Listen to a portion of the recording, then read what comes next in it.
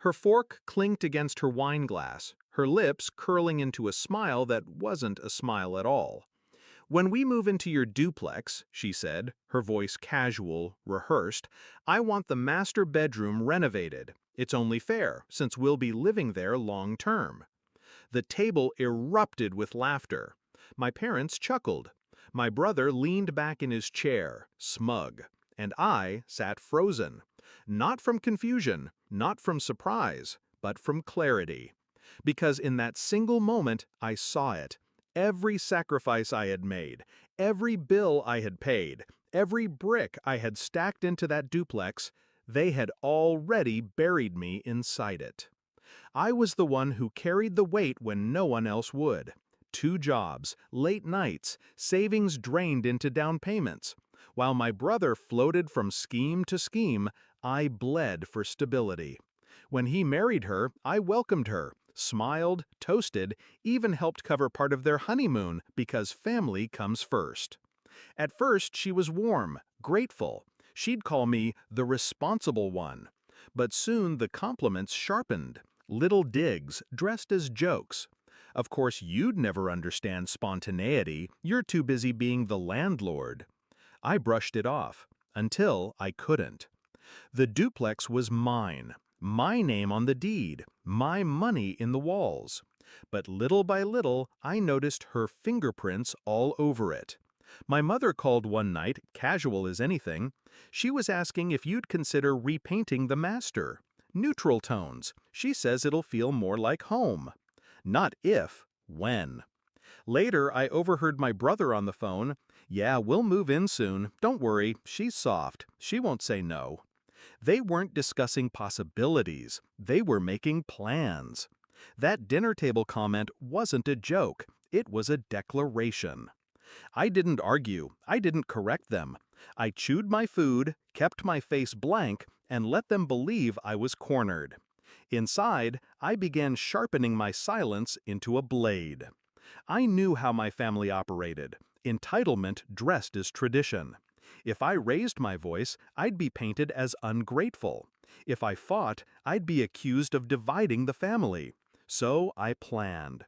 Quietly. Patiently. The duplex wasn't just shelter, it was leverage.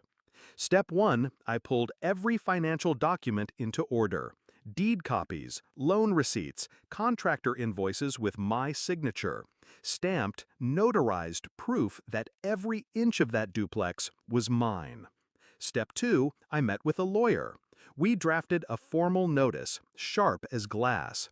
It outlined my sole ownership, the boundaries of tenancy law, and the legal consequences of assuming rights that did not exist. Step 3, I prepared my trap. I invited them back. Same dining table, same wine glasses. I let them talk, let them laugh, let them push further. My brother's wife leaned in, eyes bright. "We should probably knock down the wall in the guest room, too. Make space for a nursery." My parents nodded, already envisioning grandchildren running through my hallways. And that was when I slid the envelope across the table. The laughter faltered. My brother picked it up, confused. My mother frowned. His wife smirked, assuming it was another bill I'd foolishly offered to cover. But as they read, their faces drained. Line by line, their delusions shattered. I spoke then, calm, every word measured.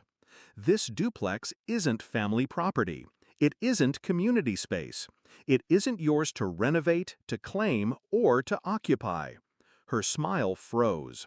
My brother's jaw clenched. My parents looked anywhere but at me.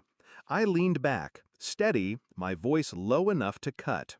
"You laughed like it was decided. Now you know it was, by me. Years ago, when I signed every paper and you signed none." She opened her mouth, but no sound came. "Step foot inside uninvited," I continued, "and the law will greet you before I do." Silence swallowed the table whole. I gathered my papers, folded them neatly, and stood. For once, no one stopped me. No guilt, no manipulation. just their stunned faces, trapped in the wreckage of their own entitlement. That night, I unlocked my duplex and walked through each room alone. My hands brushed the walls I'd paid for. The air felt different, lighter, sharper, mine. I realized something then. Revenge isn't always about fire. Sometimes it's about taking back what was stolen in plain sight. Dignity, boundaries, respect.